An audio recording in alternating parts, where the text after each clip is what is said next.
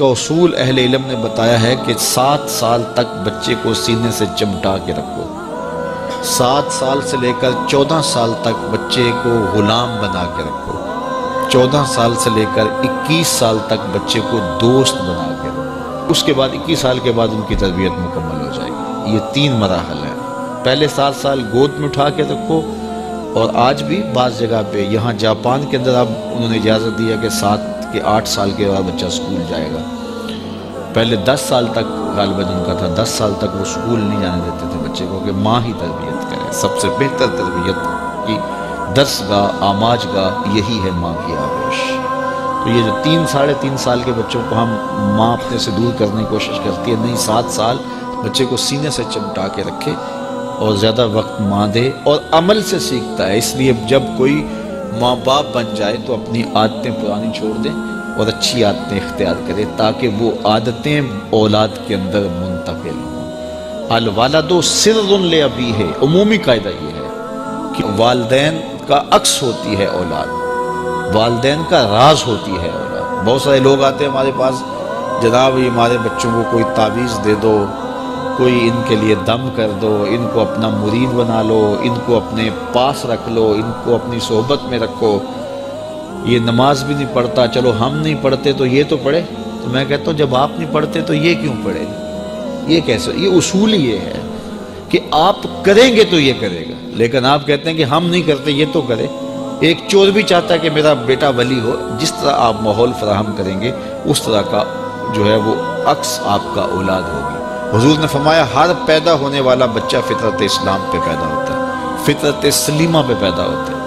اب اس کے ماں باپ اس کو عیسائی بناتے ہیں، اس کے ماں باپ اس کو یہودی بناتے ہیں، اس کے ماں باپ اس کو مجوسی بناتے ہیں۔ تو یہ عمومی طور پہ ماحول اس کو فراہم کرتا ہے، لیکن فطرتاً اگر اس کو کوئی سبق ماں باپ کی طرف سے نہ ہو تو وہ فطرتاً اسلام پہ ہو، کیونکہ فطرت سلیمہ یہ ہر شے کی اصل ہے۔ ہر انسان پیدا ہوتا ہے تو فطرت سلیمہ میں پیدا ہوتا ہے۔ تو اچھے والدین اچھی تربیت کی ضمانت ہے۔ تو جب کوئی کسی شخص کی شادی ہو جائے تو شادی سے ویسے بھی دین کی تکمیل ہو جاتی ہے، تو پھر اپنی عادات کو بھی بہتر کرے، اور تاکہ آنے والی اولاد نے اس کے عمل سے سیکھنا ہے، اس کے رویے سے سیکھنا ہے، اس کے طرز زندگی سے سیکھنا ہے۔ تو ہمارا سب سے قیمتی سرمایہ ہماری اولاد ہے۔ بعض اوقات ہم جو ہے وہ سارا دن اپنے کاروبار کو دیتے ہیں، دیگر امور میں دیتے ہیں، اولاد کو وقت نہیں دیتے۔ تو اولاد کو وقت چاہیے ہوتا ہے، اور اولاد کو وقت دینا چاہیے، اور اولاد کو وقت دینے سے ان کی اچھی تربیت ہوگی۔ وہ آپ کے پاس بیٹھے اٹھیں گے، آپ کی باتیں سنیں گے، آپ کے عمل دیکھیں گے، آپ کے رویے دیکھیں گے، تو پھر ان کے اندر اس کا عکس پیدا ہوگا۔ آپ کی روایات ان کے اندر منتقل ہوں گی، آپ کی عادات ان کے اندر منتقل ہوں گی، آپ کے حق کیا ہیں، اپنے اخلاق کیا ہیں، اپنی اقدار کیا ہیں۔ اگر وہ صالح ہیں تو صالح منتقل ہوں گی، اگر وہ صالح نہیں ہیں تو پھر جو ان کی عادات ہیں وہ ان کے اندر منتقل ہو پائیں گی۔ تو اس لیے ہمیں اولاد کی تربیت کرنے کے لیے سب سے پہلے اپنا جائزہ لینا ہوگا، اور پھر اس کو اولاد میں منتقل کرنا ہوگا۔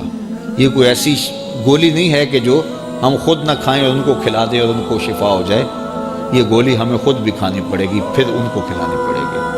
تو اس لیے قرآن نے کہا قُوا أَنفُسَكُمْ وَأَهْلِيكُمْ نَارًا وَقُودُهَا النَّاسُ وَالْحِجَارَةُ، اپنے آپ کو اور اپنی اولاد کو، اپنے اہل و عیال کو جہنم کی آگ سے بچا لو، جس کا ایندھن انسان اور پتھر ہے۔ اپنے عمل اتنے خوبصورت بناؤ، اپنے رویے اتنے پاکیزہ کر لو، اپنا انداز اتنا خوبصورت بنا لو کہ تمہارے رویے اور تمہارا انداز تمہاری نسلوں میں منتقل ہو، اور وہ بھی جہنم کی آگ سے بچ جائیں اور تم بھی جہنم کی آگ سے بچ جاؤ۔ لیکن اگر تمہارے رویے خوبصورت نہ ہوئے، عمل خوبصورت نہ ہوا، اولاد کی تربیت میں سب سے اہم چیز کیا ہے؟ ہم سمجھتے ہیں کہ تربیت میں ہماری گفتگو اثر انداز ہوگی، ہم دلائل کے انبار لگا دیں گے اور اولاد کو قائل کر لیں گے۔ اولاد قائل کرنے سے نہیں سیکھتی، اولاد آپ کے عمل سے سیکھتی۔ ہم کہتے ہیں اولاد جب بڑی ہوگی، جب سمجھدار ہوگی تو پھر ہم ان کی تربیت کرنے لگیں گے، لیکن اس وقت وہ اس مرحلے سے نکل چکی ہوتی ہے۔ ماں باپ یہ سمجھتے ہیں ابھی تو یہ بولتے بھی نہیں ہیں، ابھی جو ہم کہتے ہیں وہ سمجھتے بھی نہیں ہیں، لیکن جو آپ کر رہے ہو اس کو سیکھتے ضرور ہیں۔ جو نابینا ہوتا ہے اس کی آنکھیں نہیں ہوتی لیکن دیگر اس کے حواس زیادہ کام کر رہے ہوتے ہیں۔ جب بچہ بول نہیں رہا ہوتا اور بچہ جب سمجھ نہیں رہا ہوتا تمہاری گفتگو کو، تو اس کی کاپی کرنے کی جو حس ہوتی ہے، نقل کرنے کی جو حس ہوتی ہے، وہ بہت زیادہ ہوتی ہے۔ تو وہ وقت ہوتا ہے اولاد کو سکھانے کا۔ اس لیے میرے حضور نے ارشاد فرمایا کہ اپنے گھروں کو قبرستان نہ بناؤ۔ یعنی جس طرح قبرستان میں کبھی نماز نہیں پڑھی جاتی، تو تمہارے گھر کے اندر نماز نہ پڑھی جا رہی ہو تو بچے کہیں گے اور خود مصلی پہ کھڑا ہونا شروع ہو گے۔ ابتداءً وہ یوں ہی مصلی پہ آئیں گے۔ امام غزالی فرماتے ہیں ہر عمل پہلے ریا ہوتا ہے، پھر عادت بنتی ہے، پھر عبادت بنتی ہے۔ تو پہلے وہ ویسے ہی دکھلاوے کے لیے مصلی پہ آئیں گے، پھر آہستہ آہستہ ان کی عادت بنے گی، پھر اس کے بعد وہ عبادت بن جائے گی۔ اور فرمایا گیا 7 سال کا بچہ، اس کو ترغیب دو نماز کی۔ 10 سال کی عمر ہوگی اور ابھی تک نہیں پڑھتا، تو پھر اس کو مار کر کے ہلکی ضرب سے اس کو زود و کوب بھی کیا جا سکتا ہے اور اس کو نماز کا خوگر بنایا جائے، تاکہ بلوغت سے قبل وہ نماز کا عادی بن جائے۔ اور آپ کو یہ بتاؤں کہ جو عمل بچے بچپن میں کرتے ہیں بلوغت سے پہلے، مثال کے طور پہ نماز پڑھتے ہیں، ابھی ان پہ نماز فرض نہیں ہوئی، واجب نہیں ہوئی۔ اس طرح چھوٹے بچے روزہ رکھ لیتے ہیں، 8 سال کے، 7 سال کے، 6 سال کے بچے روزہ رکھ رہے ہوتے ہیں۔ پھول جیسے بچے دوپہر کو کملا جاتے ہیں تو مائیں پریشان ہو جاتی ہیں، تو وہ انہیں بعض وقت خلوت میں لے جا کے کہتی ہیں کہ یہ دودھ پی لو، یہ چیز لے لو، کوئی دیکھ نہیں رہا۔ تو وہ بچے مانتے نہیں کہ نہیں، ہمارا اللہ دیکھ رہا ہے، ہم نے روزہ نبھانا ہے۔ تو وہ شام کے وقت کتنے بے دل سے ہوئے ہوتے ہیں، لیکن اس کے باوجود روزہ نبھا جاتے ہیں۔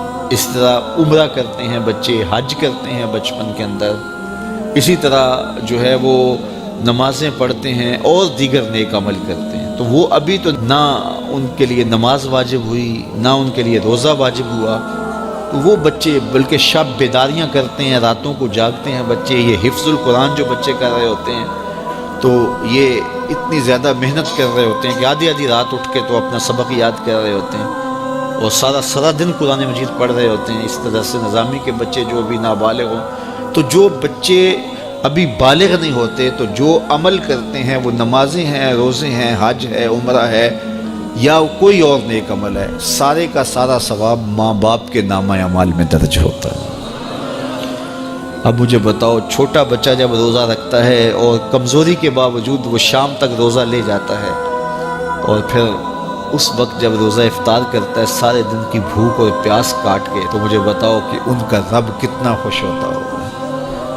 اور کیونکہ نہ تو اس کے اندر کوئی تصنع ہے اور نہ کوئی اور بات، ان کا عمل ہی عمل ہے، اس میں خلوص ہی خلوص ہے، تو پھر وہ ماں باپ کے نامہ اعمال کے اندر وہ نیکیاں درج ہوتی ہیں۔ تو اولاد کو بچپن کے اندر آپ جو تربیت دیتے ہیں، تو وہ جو عمل کرتے ہیں، ایک تو ماں باپ کے کھاتے میں اس کا عمل، اور دوسرا بالغ ہونے سے قبل ان کی عادت پختہ ہو گئی، تو والدین کی ذمہ داری ہے کہ ان کو جو ہے وہ صالح تربیت